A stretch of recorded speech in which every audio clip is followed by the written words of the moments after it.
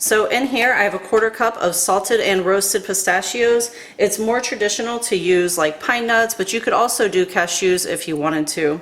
Next I'm adding in 1 clove of garlic, just a little pinch of salt, a little bit of black pepper,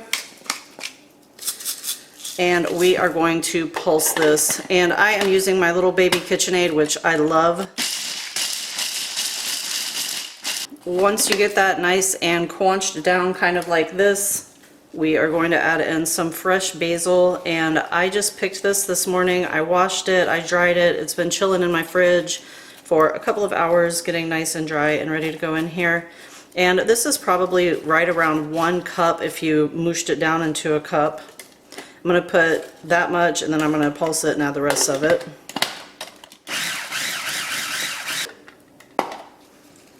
And the rest of the basil going in.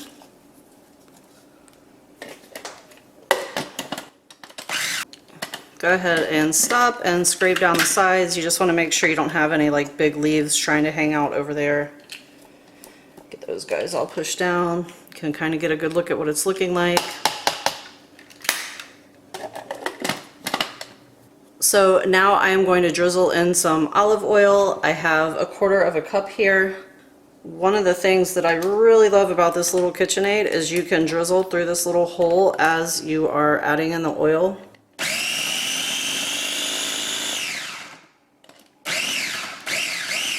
That helps emulsify whatever you're doing when you just can like mix it in as you go. Now that our olive oil is all mixed in and this is looking absolutely delicious, we're going to go ahead and add in the Parmesan cheese. So I have 1/3 cup of Parmesan going in here. Pulse. A little bit of lemon juice, and this is a little bit for flavor but also for color preservation.